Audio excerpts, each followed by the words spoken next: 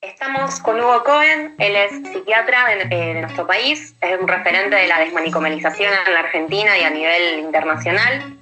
Fue durante mucho tiempo asesor de la Organización Panamericana de la Salud en la atención en situaciones de catástrofe y otras cuestiones ligadas a salud mental. Y lo tenemos acá en nuestro especial de La Izquierda Diario Salud para hacerle algunas preguntas en relación al rol que pueden jugar los psicólogos, los psiquiatras y los equipos de salud mental en las situaciones de catástrofe, como la que hoy nos atraviesan en todo el mundo por la situación del coronavirus. Hola Hugo, ¿cómo estás? Hola, ¿cómo estás, Melina? Mucho gusto y gracias por la comunicación. Es un gusto poder tenerlo con nosotros y pensar de este costado también de la salud que quizás todavía está poco puesto en discusión y que realmente creemos que desde la salud mental podemos hacer un aporte. Yo estaba viendo el otro día, usted dio una charla en la Universidad de Rosario donde contaba un poco su propuesta para la intervención en este tipo de situaciones de catástrofe, utilizando los principios de lo que sería la salud mental comunitaria, los principios de la desmanicomialización. Me gustaría si usted puede contarnos un poco en qué consisten estos principios y si considera que se están aplicando o si podrían aplicarse hoy acá en la Argentina. Gracias, es una pregunta bastante amplia y no es fácil hacer una síntesis, pero intentaré y con tu ayuda a lo mejor sale con mejor calidad. Los principios de la salud mental comunitaria, así como, de la desmanicomalización. Quiere decir, para hablarlo en sencillo, de que la salud mental esté al alcance de todas las personas que lo necesitan. Digamos, hoy en día nadie va a cuestionar que en una salita, cuando una madre va con su hijo pequeño con fiebre, este sea atendido, ¿verdad? No la mandan automáticamente al hospital de máxima complejidad de la capital federal. En salud mental eso no ocurre. Esto sería lo que hay que desarrollar, o sea, que la salud mental esté al alcance de todas las personas que lo necesitan. ¿Por qué? Porque todas las personas en el transcurso de nuestra vida podemos atravesar por una crisis y esa puede y debe ser atendida y recuperada en el lugar habitual donde la persona vive. No tiene que ir a ningún hospital de especialidad, porque además en el área de salud mental y psiquiatría no existe hospital de especialidad. Tal vez hace 100, 150 años podía ser el neuropsiquiátrico. Hoy en día está demostrado, y esas son las recomendaciones de la Organización Mundial de la Salud, que la salud mental puede y debe atenderse desde los hospitales generales, los centros de atención primaria. Debe haber camas para internación si se necesita la internación, siempre por pocos días, y después el seguimiento ambulatorio, domiciliario, que permitan que la persona se mantenga incluida de manera activa y digna en su comunidad, ¿no? Entonces, esto es el proceso hacia el cual debe tenderse, ¿no? En Argentina hay una ley nacional del año 2010, la 26657, en la que yo tuve la fortuna de poder ser asesor por parte de la Organización Panamericana de la Salud, entre otros colegas de la organización que han colaborado, y es una ley de avanzada, digamos, pero a 10 años podemos decir, lamentablemente, que es muy poco lo que se ha aplicado, al menos desde la política del Ejecutivo, es muy escaso realmente. ¿Cómo considera que podría llegar a afectar a la salud mental el aislamiento obligatorio al que nos estamos viendo hoy sometidos como medida preventiva casi todos los argentinos, con un sector importante de la población, en relación a si podría generar algún tipo de problemática o qué trastorno genera desde esa perspectiva? Bueno, tu pregunta es muy buena porque toca uno de los interrogantes que nos acompañan estos días. Al ser una problemática de salud pública nueva y diferente a las anteriores, me refiero al coronavirus, hay cosas que sabemos porque son denominadores comunes para abordar una situación de desastre y hay cosas que desconocemos. Dentro de las que desconocemos es esta probable afectación de nuestra salud mental debido a este aislamiento obligatorio al cual están sometidos cientos de millones de personas. O sea, hay que pensar que en este momento no sé si un 20 o un 30% de la humanidad está en esta situación de aislamiento forzado o forzoso. Entonces, no ha habido antes otra situación similar, por lo que, se están comenzando estudios que además va a haber que darle tiempo para su desarrollo y lamentablemente no sabemos. En concreto, esos estudios a los que mencioné recién, que son relativos, insisto, porque no es la misma situación, mostraban que efectivamente había una alteración en la salud mental, pero que no es suficiente ese estudio como para dar certezas a nuestra situación actual de que así será, ¿no? A mí también me hacía pregunta, en particular en el contexto de nuestro país, donde casi el 40% de la población está en situación de pobreza, agravada por la crisis económica en los últimos años, y donde el aislamiento obligatorio se da en condiciones particulares de hacinamiento, de falta de poder cubrir necesidades básicas de alimentación, de higiene, de medidas preventivas elementales para evitar propagar o contraer el virus, como la higiene de las manos, jabón, agua potable a la que muchos ni siquiera tienen acceso. En esa situación particular, ¿cómo se podría considerar esto como lo que vos llamabas estresores secundarios? Sí, dos cosas quisiera decir a tu pregunta. La primera es que está demostrado con estudios científicos a nivel mundial que la pobreza es un factor de riesgo en términos generales de la vida de los humanos para la salud mental. Hay una cantidad de estudios que están dentro de lo que se llaman los determinantes sociales de la salud mental, donde se ve que efectivamente hay mayor incidencia de determinados problemas de la salud mental mayores en población carenciada económicamente que en aquella que no es carenciada económicamente. Y a su vez, la contraria, una familia que está en condiciones de necesidades socioeconómicas, al tener un familiar con dificultad, con algún problema en su salud mental, es mucho más probable que entre en un círculo de mayor pobreza, mayor empobrecimiento, porque lo tiene que cuidar, porque lo tiene que acompañar, porque eso hace que pierda el trabajo, porque además el tratamiento significa pagar un colectivo, etcétera, etcétera, etcétera. O sea que por doble vía la pobreza es una situación de riesgo y agravante para la salud mental de los humanos. Absolutamente sí. La otra parte de tu pregunta, tal vez convenga aclarar lo que son los estresores secundarios para aquel que nos escucha. Cuando hay una situación de desastre, las personas atravesamos por dos momentos que nos impactan emocionalmente. Pongamos el ejemplo de un terremoto. El primer momento que nos impacta emocionalmente es el del temblor, el de la caída, el de, que los techos, los vidrios o la misma vivienda puede haberse derrumbado.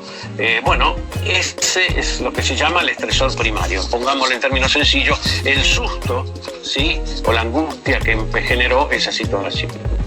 Ahora bien, cuando esa persona que pudo sobrevivir y está sentada sobre los escombros de su casa, llorando probablemente, o en mutismo, o sin entender y sin saber qué hacer, no hay quien se le acerque a ayudarlo, a apoyarlo, entonces es lo que sobrevendría llamado estresor secundario, o sea que es un nuevo impacto a su salud emocional al no haber sido y acompañado en una situación tan difícil y tan extrema como eso. En otras palabras, cuando nosotros nos convoca una autoridad de los países, que era esa la función que yo tenía, un ministro, un presidente, y tenemos que acercarle como psiquiatras qué hay que hacer, entonces decimos, con mucho respeto, mire, lo primero que hay que hacer es dar agua, abrigo y alimento. Entonces se quedan siempre mirando como muy sorprendidos porque ellos pidieron un psiquiatra. Y justamente como psiquiatra es que lo decimos. ¿Por qué digo esto? Porque aquellas personas que no han recibido agua, abrigo y alimento, es muy probable que entren en un proceso de su salud mental de afectación, de deterioro, es lo que llamamos técnicamente un duelo patológico, y que es una situación delicada. En la Argentina un ejemplo de ello son los 30.000 desaparecidos que hacen, al no saber dónde están los cuerpos, a dónde han ido los familiares, muchas personas han entrado o no están, obviamente, en condiciones de una vida digna, justamente por no poder haber visto a su ser querido, etc. No saber dónde está. El estresor secundario es muy importante, primero porque depende de nosotros, de los humanos, de la sociedad, del Estado. O sea que es algo que podemos hacer nosotros. Evitar un terremoto es muy difícil, anticiparse casi imposible, lo mismo con un huracán. Pero sí podemos proveer este agua, abrigo y alimento que tan necesario es para la evolución de las personas, ¿no? Me quedaba pensando también en esto que usted retomaba de la historia de nuestro país en relación a la dictadura y cómo eso afectó también en un nivel desde la salud mental. ¿Qué opinaba en relación al hecho de que hoy el aislamiento también está siendo garantizado en gran parte mediante el uso de las fuerzas de seguridad, haciendo un gran despliegue por los barrios, en muchos casos haciendo prácticas de abuso de poder? ¿Cómo repercute esto en la salud de las personas? A ver, todas las medidas extraordinarias que se tienen que tomar con el advenimiento de un evento no esperado, como es un desastre, deben ser tomadas con una sola condición: de que se respeten los derechos humanos de las personas. No se justifica ningún tipo de intervención en función de evitar el contagio, proteger a la población, que viole derechos humanos esenciales. Eso es clarísimo. Eso está establecido en las convenciones internacionales, en nuestra propia Constitución Nacional, que las incluye, y en todos los acuerdos en Naciones Unidas. O sea que eso no hay mucho para discutir. Empezó a ser visible a través de diferentes medios las denuncias que están haciendo hoy los trabajadores de la salud en relación a la falta de insumos, de los equipos de protección personal para cuidarse ellos y cuidar también a los pacientes, del exceso de horas que están trabajando y la falta de personal. ¿Cómo crees que esto repercute también en su posibilidad de dar hoy una respuesta ante la situación y qué medidas se podrían tomar para mejorarlo? Primero, que todos tienen que conocer rigurosamente cuáles son las normas para no contagiar ni contagiarse. O sea, lo que subyace a este concepto es que todos debemos aprender a cuidarnos y a cuidar al otro y cuidarnos a nosotros. No es posible cuidar a un otro si primero no nos cuidamos nosotros a nosotros mismos. Tercero, es que junto con el cuidado aparecen elementos materiales que tenemos que contar, o sea, una mascarilla, la protección de los ojos, un delantal, etcétera, o sea, el equipamiento, digamos, para ni contagiar ni contagiarse. Esto es muy importante porque agrega un componente de estrés a la ya dura y difícil tarea que los trabajadores de la salud tienen. Y entonces, en algún momento, si el trabajador está atravesando de manera intensa y continua por una situación de estrés que hace que no se pueda cuidar, que esté expuesto a riesgos, este trabajador de la salud, como decimos nosotros, se va a quebrar emocionalmente y va a pasar a ser una persona que necesita apoyo y va a dejar de ayudar a otros. Entonces, es muy importante que estas normas estén muy claras para todos nosotros.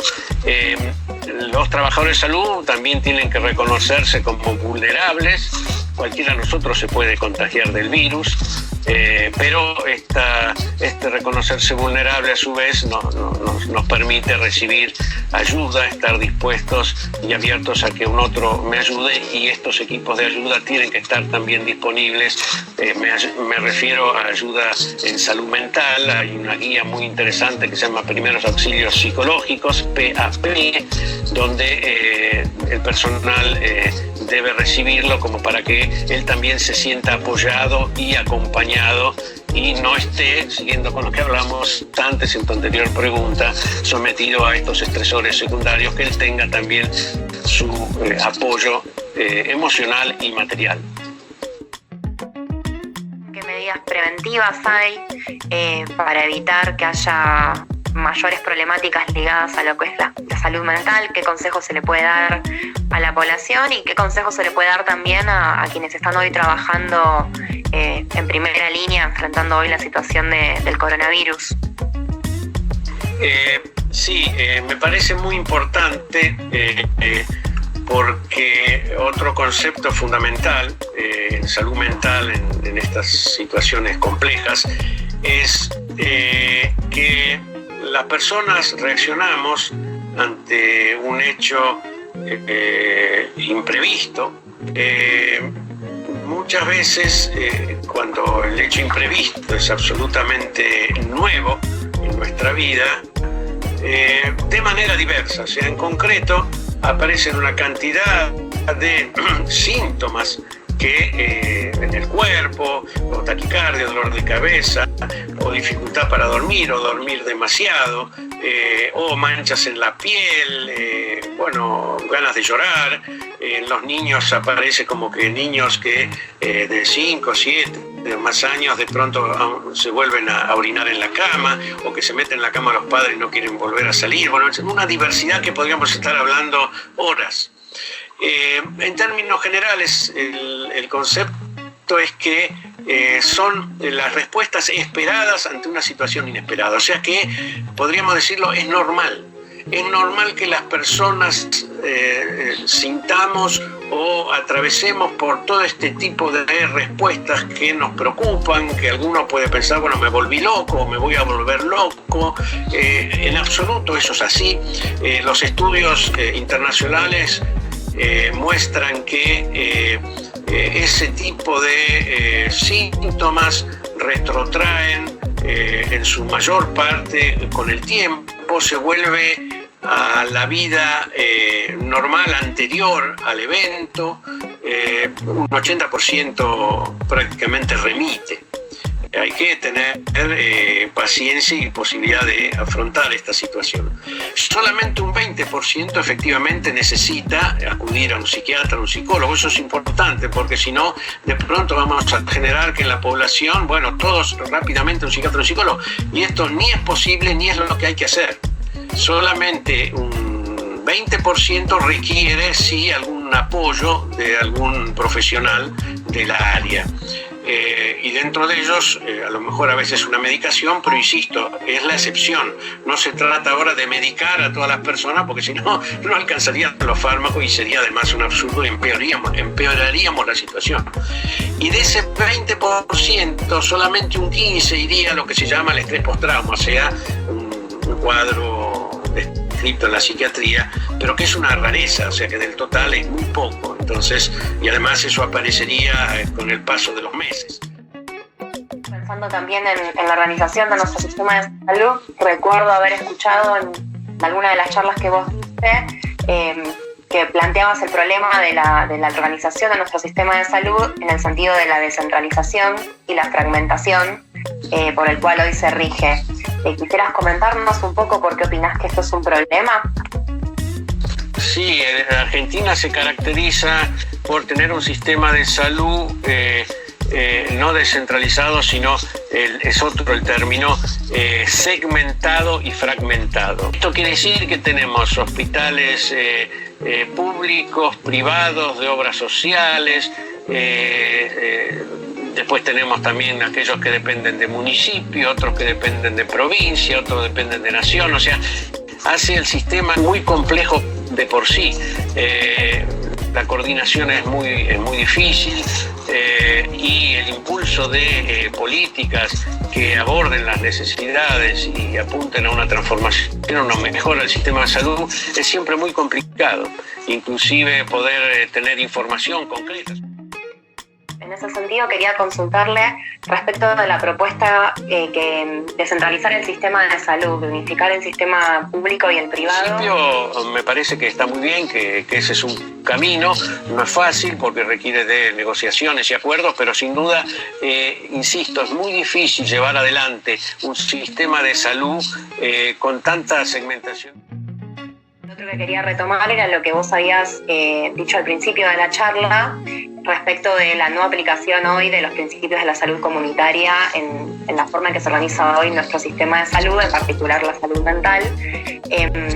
¿Opinás que hay interesados en que esto no se lleve adelante? A ver, sin duda que los países que tienen desarrollado un sistema de salud mental basado en la comunidad, o sea, los países que incluyen la atención de problemas emocionales, como dije al principio, en un hospital general, en las urgencias, en la atención primaria, que cuentan con hogares de tránsito, casas de medio camino, etcétera, o sea, dispositivos en la comunidad, están en mejores condiciones de responder cuando surge un evento como un desastre. Y esto es muy sencillo porque están cerca donde vive la gente. Eso es lo que hay que lograr. Los países que tienen sistemas basados en hospitales psiquiátricos, en neuropsiquiátricos o manicomios, como se los quiera llamar, están alejados, que no permiten, que no posibilitan y que además insumen una cantidad de recursos que podrían y deberían estar en otro lado. Argentina tiene esa ley que, como mencioné, del año 2010, que es muy buena, pero no se han destinado ni dedicado los recursos y la decisión política a 10 años para que se pueda llevar a la práctica y se pueda aplicar. Las transformaciones que se hicieron en el mundo, justamente, de la inclusión efectiva de la salud mental en los sistemas de salud y en los sistemas sociales, sociosanitarios, en desarrollo social, desarrollo humano, observa que no solamente no disminuyó la cantidad de personas que trabajaban, sino que se tuvo que multiplicar por 2, por 3, por 5 la cantidad de personas que trabajan en estos sistemas. Sumando a esto que contabas, te hago una pregunta. ¿Qué opinas de la formación académica en las universidades más importantes en relación a salud mental? La pregunta, más que el número de profesionales, es capacitados de qué modo y para hacer qué cosa. Y en ese sentido, efectivamente, en la Argentina y en muchos países de la región, hay que reorientar absolutamente la formación del pregrado y del posgrado. Absolutamente así es.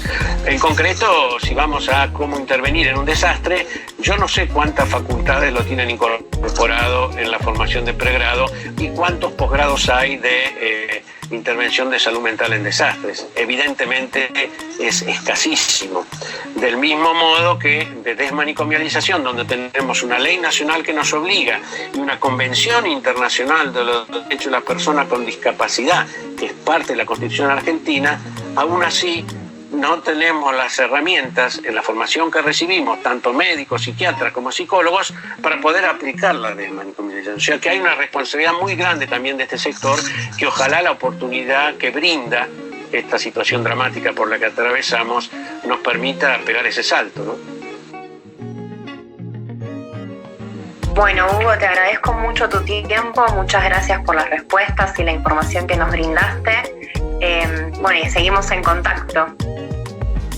Bueno, el agradecido soy yo, gracias por esta comunicación, espero haber podido ser útil.